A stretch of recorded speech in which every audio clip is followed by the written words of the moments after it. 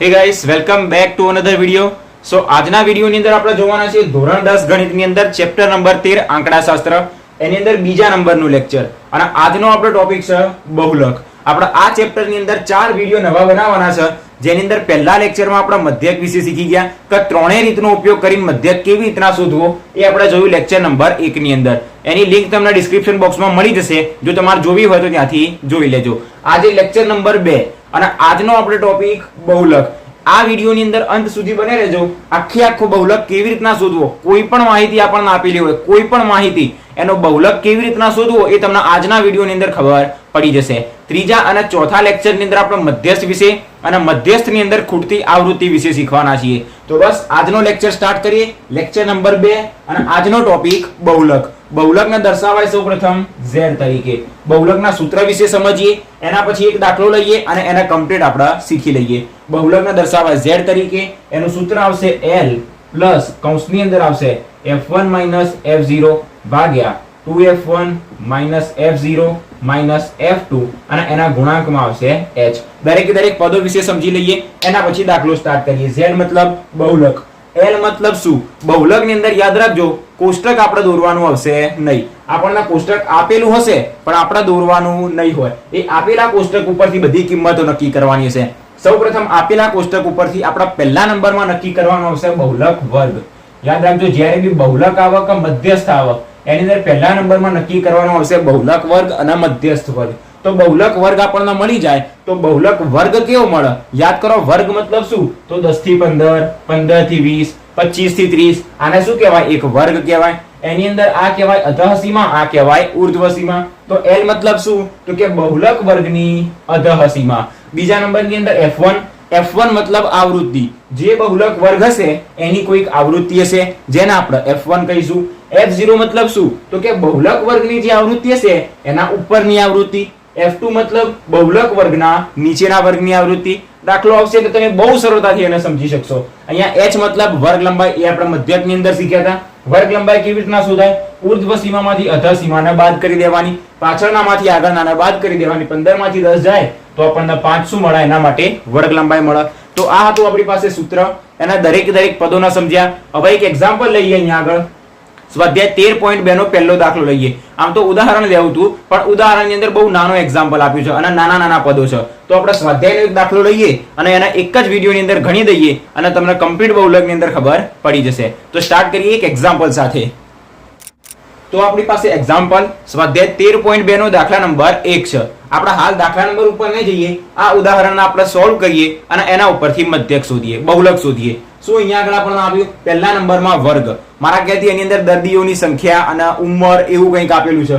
ઉંમર અથવા દર્દીઓની સંખ્યા એ ક્યારેય આપણે જોવાનું નહીં. હંમેશા પહેલું ખાનું વર્ગનું હશે, બીજું ખાનું આવૃત્તિનું હશે. અને આવૃત્તિને આપણે શેના તરીકે દર્શાવીએ છીએ?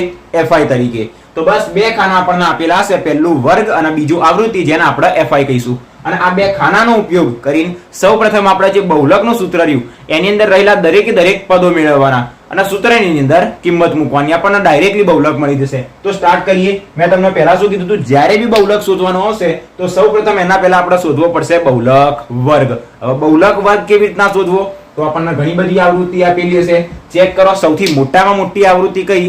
જે સૌથી મોટામાં મોટી આવૃત્તિ હોય એ મોટામાં મોટી આવૃત્તિ વાળો વર્ગ એ આપણો બહુલક વર્ગ. અહીંયા આવૃત્તિ 6, 11, 21, 23, 14 અને 5. મોટામાં મોટી કઈ? તો કે 23. તો બસ 23 વાળો જે આ વર્ગ રહ્યો, આ 35 થી 45, એ આપણો શું કહેવાશે? બહુલક વર્ગ. તો સ્ટાર્ટ કરીએ આપેલા દાખલાની અંદર. તમારો દાખલો ગણવાનો અહીંયાથી સ્ટાર્ટ કરવાનો, પુસ્તક દોરવાનું આવશે નહીં એક્ઝામમાં. તો અહીં લખી દઈએ કે આપેલ માહિતીનો બહુલક વર્ગ.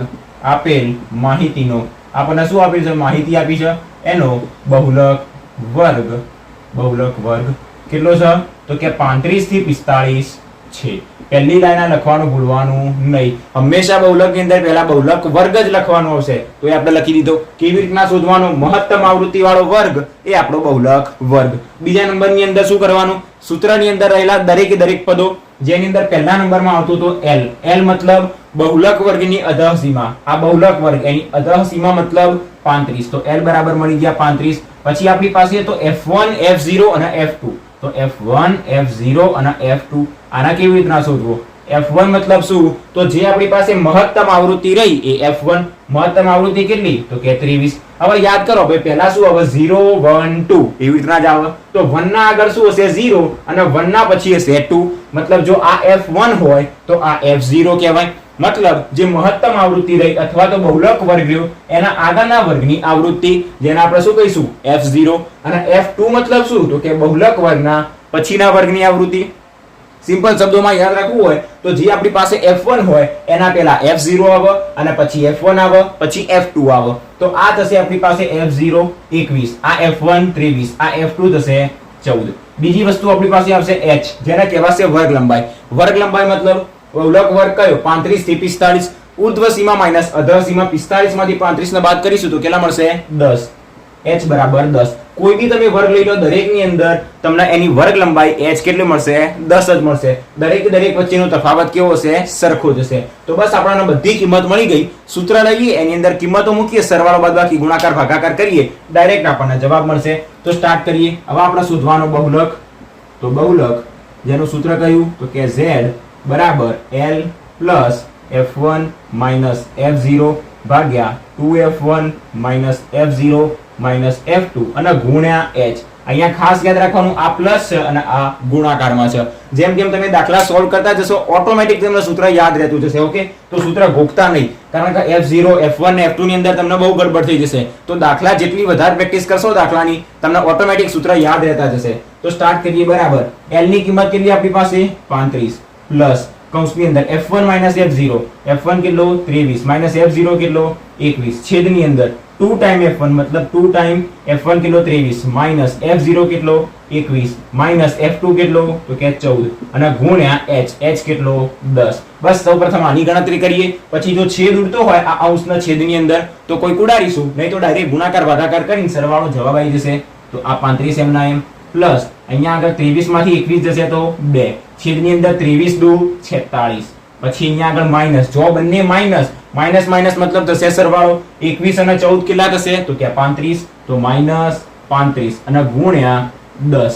બાકીની ગણતરી સાઈડમાં કરીએ. શું મળ્યું અહીંયા આગળ? Z બરાબર 35 તો પેલા m ના m, પછી પ્લસ ઉપરના બે પણ m ના m, છેદની અંદર આ બંનેની બાદ બાકી સરવાળો આપણને 35 મળ્યો. આ 23 દુ 46. 46 માંથી 35 જાય તો કેટલા મળશે? 46 માઇનસ 35 મતલબ મળશે 11 અને ગુણ્યા આપણી પાસે 10. તો આ 10 ના બે સાથે ગુણી દઈએ તો 10 દુ શું થઈ જશે?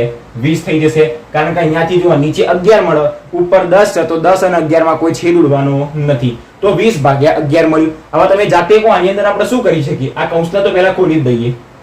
બે વસ્તુ કરી શકાય.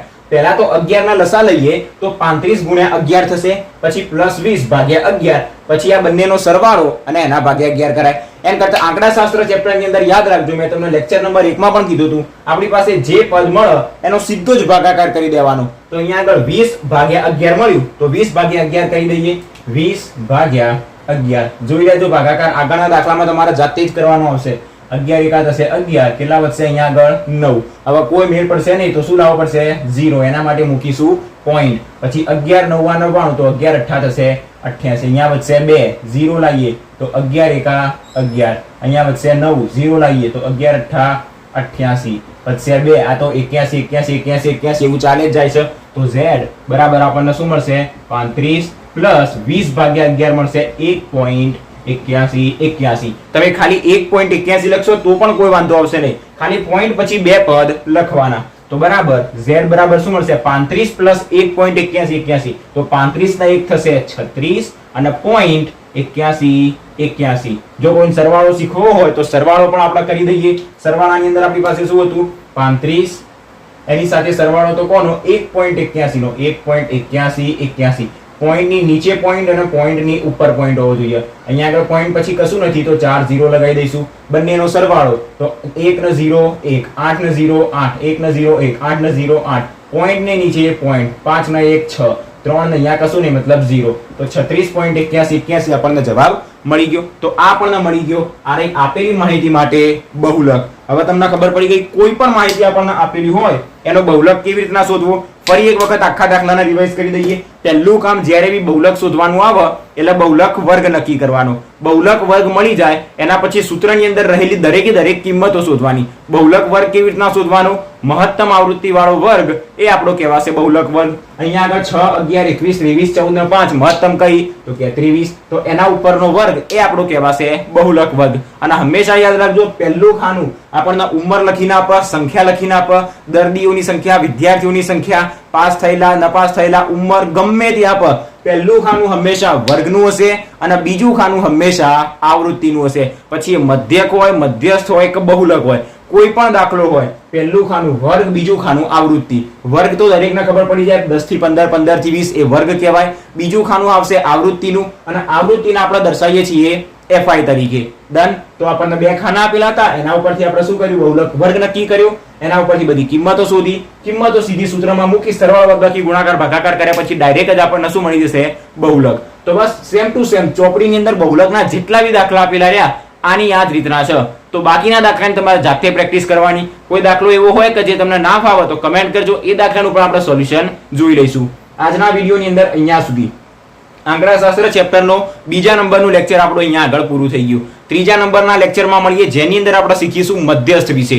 કોઈ પણ માહિતીનો મધ્યસ્થ કેવી રીતના શોધવો, મધ્યસ્થની અંદર આવૃત્તિ અને સંચયી આવૃત્તિ બેમાંથી એક આપી હશે અને એક ખાનું શોધવાનું છે.